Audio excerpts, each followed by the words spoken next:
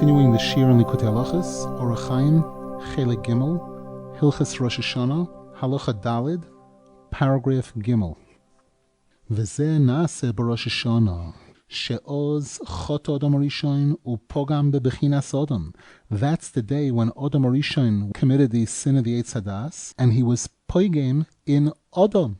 Adam meaning his name Adam, and Adam the title Adam. And that's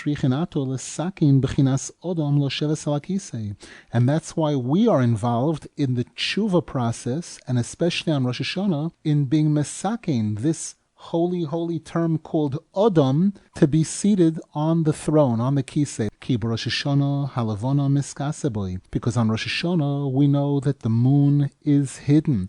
Rosh Hashanah is one of the only holidays that comes out on Rosh Chodesh, because the main tshuva is to be mesakein the concept of Adam, which is a combination of the letter Aleph, number one, the upper Nakuda, the lower Nakuda, and the diagonal Vav in between them that unites them. The upper Nakuda is the sun, the lower Nakuda is the moon, and that diagonal Vav in the middle is the Rokia, which unites them both, in which they're both found, as is all very well explained in Torah Vav, in Likutey Ayin Sham, look over there.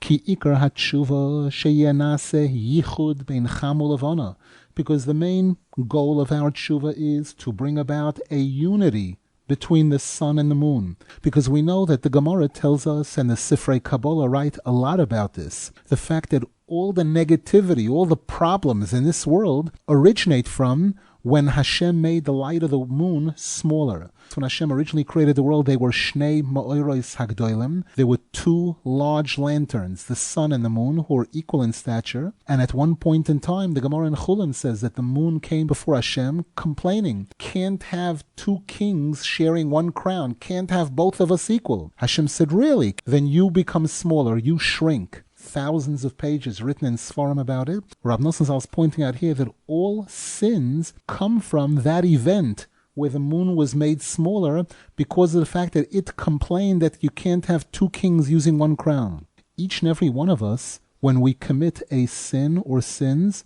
we cause the light of the moon to be lessened. The moon represents Klal Yisrael. When we speak about the Jewish people versus the other nations are symbolized by the sun, the light of the sun. Klal Yisrael are represented by the moon.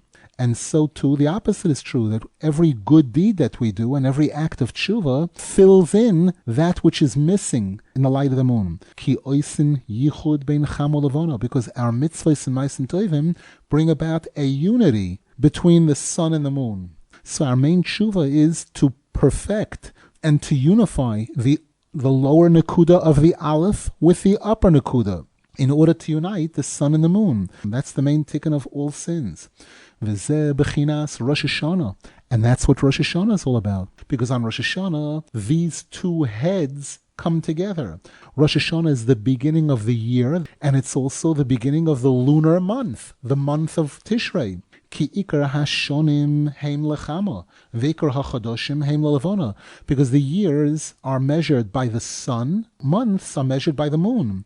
Ki be'emes yesh b'nei adam sherechoikim ma'oid me'Hashem yisborach betachlis harichuk.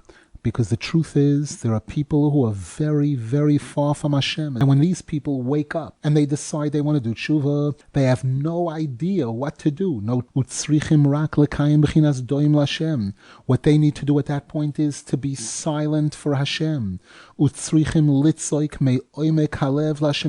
have to cry out from the depths of their heart to Hashem, b'bchinas koil shofar now, to emulate the sound of the shofar. And through this doim l'Hashem, through this shofar, where the person doesn't even have what to say, if I bumped into Hashem, I wouldn't know what to say to him. I have no idea. When a person's on that level, he has to cry out without words. And that's how he can return to Hashem, even the person who's furthest away, because Hashem is full of kindness. And even though these people are so far, still, they are required not to give up on themselves whatsoever, but rather to hope and yearn and believe in the salvation of Hashem. It's good to yearn and be silent, waiting, yearning for the Yeshua of Hashem.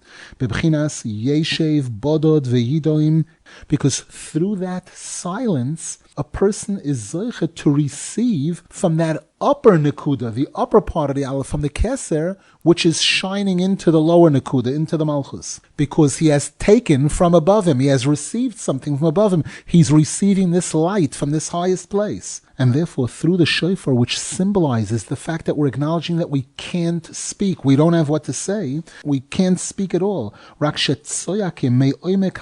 still, we're crying out from the bottom of our heart. That's how the person fulfills this pasuk.